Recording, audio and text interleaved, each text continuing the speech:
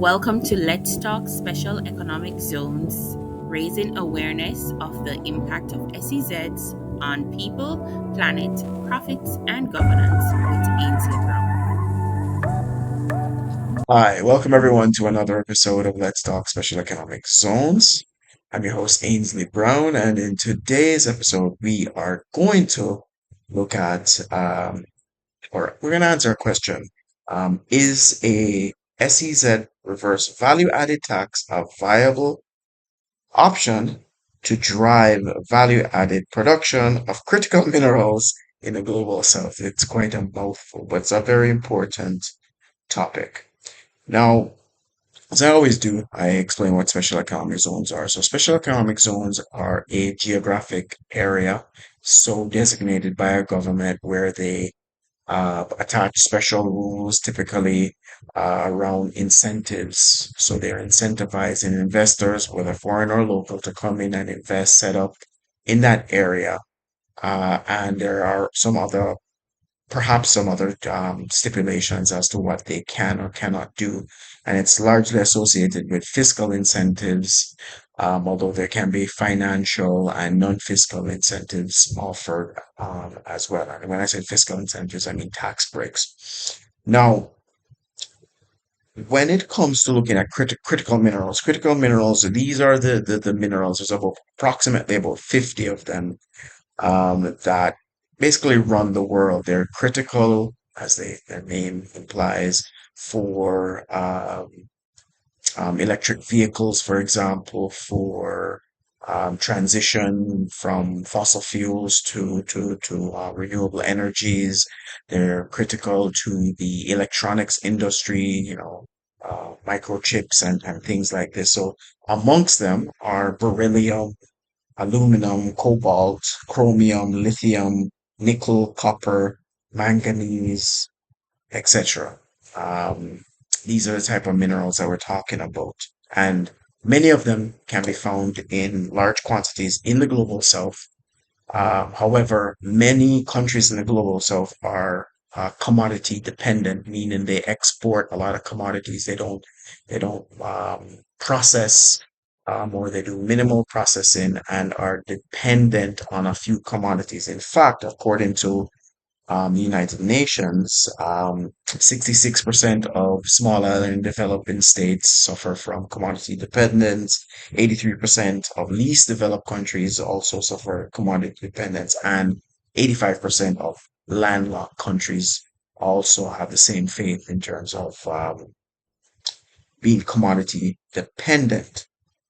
Critical minerals, because of their abundance in many of these developing countries, offers a potential pathway for greater development. However, they're hamstrung by the fact that they're just exporting these things either as raw materials or with minimal processing.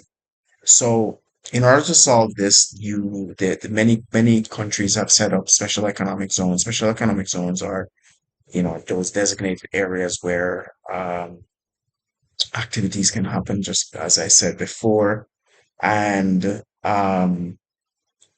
they've set these up to create employment, create attract investments, etc. All those positive things to their countries. However, in order to move these countries up the value chain, um, a lot more processing of these critical minerals need to happen in the country and not to in exported to be processed elsewhere.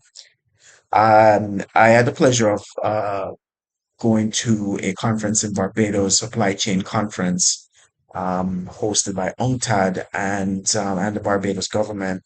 And this idea of a reverse value added tax was put out there. I can't remember the speaker who said it, but it was very interesting. And what it entails basically is there's a certain tax being put on for on exports as a levy, let's say, of say, how many tons of copper or lithium or whatever it is.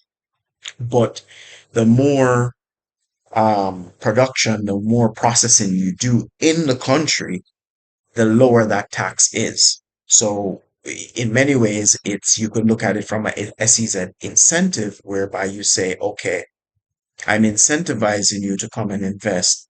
And the more processing you do, the greater the incentive. So I could start at, say, let's say my the normal tax, income tax, corporate income tax is at, say, 25%. I could say, okay, I'm going to give you 20, just for exporting the raw material, no processing. If you do a little bit of processing, I may come down to 15, or and then you keep reversing, going down. Now I'm also cognizant of the global minimum, corporate income tax introduced, by the OECD framework. So there may be some limitations as to how far you go down, but let's put that to aside for now. So the basic concept is what to get. So the greater your contribution to the local economy, be it in training that you offer, be it, and this has to be worked out right beforehand, be it linkages, with the local economy. And of course, the whole point of putting these things in place for, early, is that you're anticipating growth in the economy and changing or changes happening, in the economy, a certain level of structural transformation happening in the economy as greater processing so starts to occur.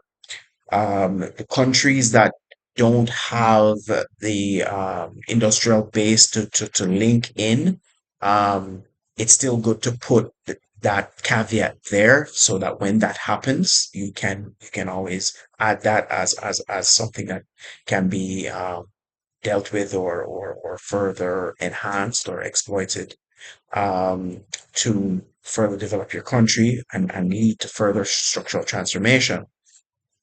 However, um, for those that, don't have it, you can put that to one side, but at minimum, you know that you have the raw materials. And, if a company comes in and says they want to, just export, well, you say, well, this is the incentive I'm going to offer you to access that raw material.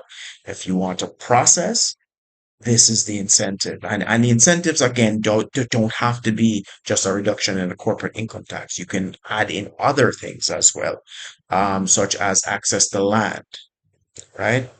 The government could also subsidize, the training, either by giving, and this is my preference personally, to give tax credits, so that it can be claimed after action is actually taken, versus you do it up front. But not all countries are the same. Not everybody's at the same development level.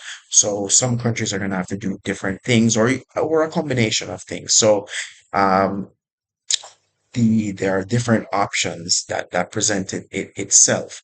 And with special economic zones now, you're incentivizing them to, the companies to come process as much as possible. Again, you're not going to move, or most countries are not going to move from, say, producing, digging up lithium, raw as a raw material, and then tomorrow morning you're going to be producing electric vehicles. That's a big jump. It's not impossible, but it's a big jump.